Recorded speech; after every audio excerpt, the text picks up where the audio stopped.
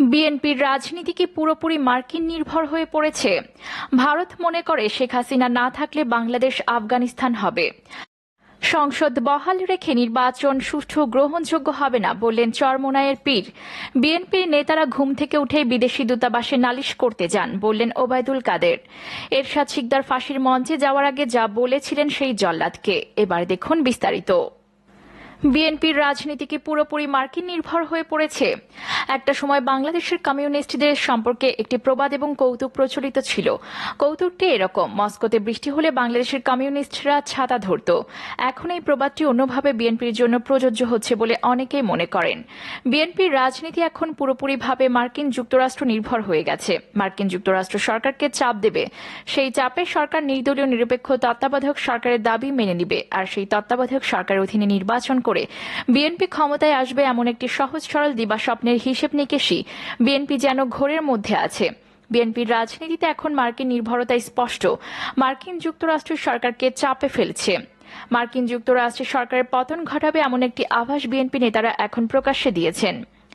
BNP মহাসচিব মির্জা ফখরুল ইসলাম আলমগীর আজ বলেছেন, আমরা বিদেশিদের কাছে ধর্ণা দেই না, বিদেশিরা আমাদের কাছে আসে। বিদেশিরা যে তাদের কাছে আসে এজন্য তারা গর্ব অনুভব করেছেন। সাম্প্রতিক সময়ে মার্কিন যুক্তরাষ্ট্রের প্রভাবশালী লবিস্ট ফার্ম ব্লু স্টারকে নিয়োগ করেছে বিএনপি।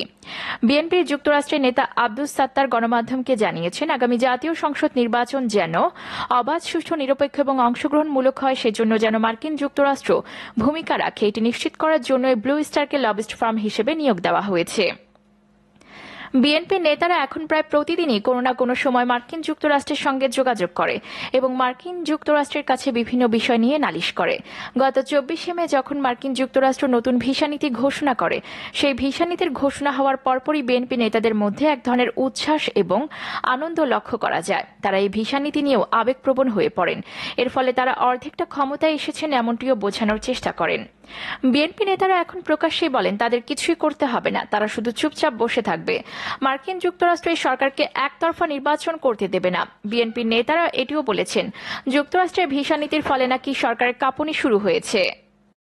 অপরদিকে ভারত মনে করে শেখ হাসিনা না থাকলে বাংলাদেশ আফগানিস্তান হবে। বাংলাদেশ নিয়ে এখন বিশ্ব রাজনীতিতে নানামুখী তৎপরতা চলছে। মার্কিন যুক্তরাষ্ট্রের বাংলাদেশে আগামী জাতীয় সংসদ নির্বাচনকে সামনে রেখে নানামুখী চাপ প্রদান করছে। বাংলাদেশে জাতীয় সংসদ নির্বাচনে যাতে অংশগ্রহণমূলক হয় তা নিশ্চিত করার জন্য যুক্তরাষ্ট্র একের পর এক বিভিন্ন প্রস্তাব এবং সুপারিশ দিচ্ছে। তাদের সর্বশেষ অবস্থান হল নতুন ভিসা নীতি ঘোষণা করা। নতুন ভিসা নীতিকে প্রথমে আওয়ামী লীগ স্বাগত জানালেও এখন আওয়ামী লীগ এই ভিসা নীতির বিরুদ্ধে পরোক্ষভাবে কথা বলছে। এরকম পরিস্থিতিতে আগামী 21শে জুন ভারতের প্রধানমন্ত্রী নরেন্দ্র মোদী মার্কিন যুক্তরাষ্ট্র সফরে যাচ্ছেন। সেখানে মার্কিন প্রেসিডেন্টের সঙ্গে 22শে জুন তার একান্ত বৈঠক হবার কথা আছে। এছাড়াও ভারতের প্রধানমন্ত্রী মার্কিন কংগ্রেসে ভাষণ দেবেন। এই সময় তিনি বাংলাদেশের বিষয়টি নিয়েও কথা বলবেন বলে ভারতীয় গণমাধ্যম নিশ্চিত করেছে। নরেন্দ্র মোদী বা ভারতের অবস্থান বাংলাদেশ নিয়ে কি? ভারতের থিঙ্ক ট্যাঙ্করা বলছেন, বাংলাদেশ নিয়ে ভারতের অবস্থান তিনটি। প্রথমত, বাংলাদেশের বর্তমান সরকারের নানা ত্রুটি বিচ্যুতির পরও এই সরকার এখনও অসাম্প্রদায়িক চেতনা লালন করে এবং একটি ধর্মনিরপেক্ষ রাষ্ট্র হিসেবে বাংলাদেশকে এগিয়ে নিয়ে যাচ্ছে। যদি শেখ হাসিনা ক্ষমতায় না থাকে তাহলে বাংলাদেশ আরেকটি আফগানিস্তানে পরিণত হবে। ভারতের থিঙ্ক ট্যাঙ্করা মনে করেন, বাংলাদেশে মৌলবাদ, উগ্র সন্ত্রাসী গোষ্ঠী এখনও সক্রিয় রয়েছে এবং বিভিন্ন রাজনৈতিক দল তাদের নানা রকম মদত এবং পৃষ্ঠপোষকতা দিচ্ছে। এমনকি বিএনপির সঙ্গেও এই সমস্ত সাম্প্রদায়িক উগ্র শক্তির সম্পর্ক রয়েছে বলে ভারতের একাধিক থিঙ্ক ট্যাঙ্ক মনে করেন। আর এ কারণে এই মুহূর্তে বাংলাদেশে আওয়ামী লীগের কোনো বিকল্প নেই। আওয়ামী লীগ বা শেখ হাসিনা যদি ক্ষমতায় না থাকে তাহলে বাংলাদেশের সাম্প্রদায়িক শক্তির দ্রুত উত্থান ঘটবে। এটি ভারত চায় না। অপরদিকে সংসদ বহাল রেখে নির্বাচন সুষ্ঠু গ্রহণযোগ্য হবে না বললেন চরমোনাইয়ের পীর। জাতীয় সংসদ বহাল রেখে দলীয় সরকারের অধীনে নির্বাচন হলে তা সুষ্ঠু গ্রহণযোগ্য হবে না বলে মনে করেন ইসলামী আন্দোলনের আমির চরমোনাইয়ের পীর সৈয়দ মোহাম্মদ রেজাউল করিম। নির্বাচনকালীন জাতীয় সরকারের অধীনে সব দলের অংশগ্রহণে একটি গ্রহণযোগ্য নির্বাচনের দাবি জানিয়ে তিনি বলেন, সংসদ বহাল রেখে নির্বাচন হলে 2014-2018 সালের মতো আবারও নির্বাচনের নামে প্রহসন হবে। রোববার দুপুরে ঢাকার পুরনো পল্টনে দলের কেন্দ্রীয় কার্যালয়ে এক সংবাদ সম্মেলনে সৈয়দ মোহাম্মদ রেজাউল করিম এসব কথা বলেন।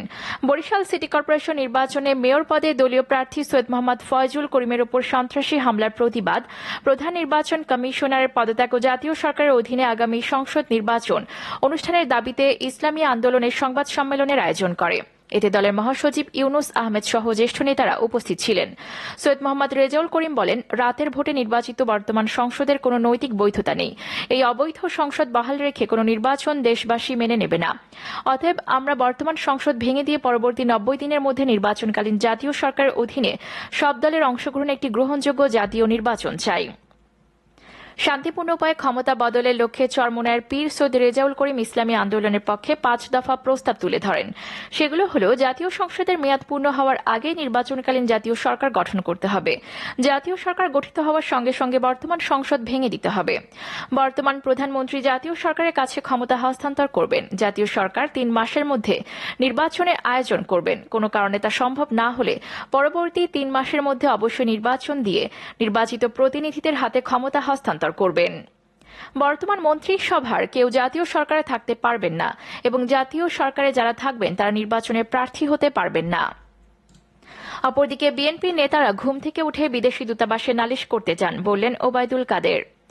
বিএনপির নেতারা ঘুম থেকে উঠে বিদেশি দূতাবাসে নালিশ করতে যান বলে মন্তব্য করেছেন আওয়ামী লীগের সাধারণ সম্পাদক ওবায়দুল কাদের।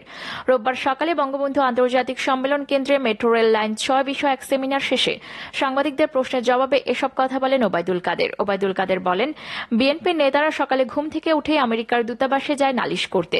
জাতিসংঘে গিয়ে মহাসচিবের সঙ্গে কথা বলতে না পেরে তৃতীয় সারির লোকেদের সঙ্গে কথা বলে এসেছেন মির্জা ফখরুল। অন্যদিকে আওয়ামী লীগ দাওয়াত পেয়ে দূতাবাসে যায়।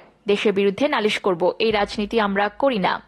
মার্কিন প্রেসিডেন্ট জো বাইডেন ও ভারতের প্রধানমন্ত্রী নরেন্দ্র মোদীর বৈঠকের দিকে বাংলাদেশ তাকিয়ে আছে কিনা এমন প্রশ্নের জবাবে সড়ক পরিবহন ও সেতুমন্ত্রী বলেন, আমরা কারো দিকে তাকিয়ে নেই, আমরা তাকিয়ে আছি বাংলাদেশের জনগণের দিকে।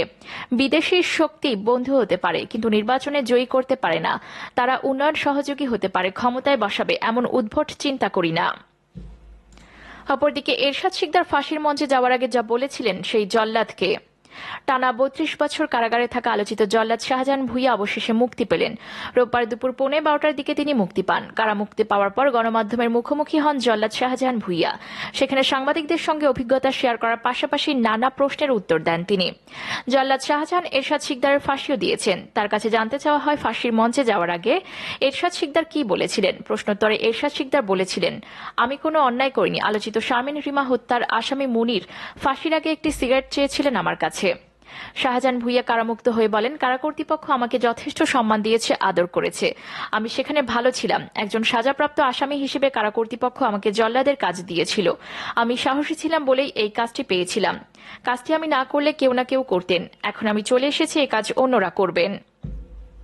এই জল্লাদ শাহজাহানের হাতে যাদের ফাঁসি কার্যকর হয়েছে তাদের মধ্যে আছেন শারমিন রিমা হত্যার আসামি মুনির এবং খুলনার আলোচিত ব্যক্তি এরশাদ শিকদার।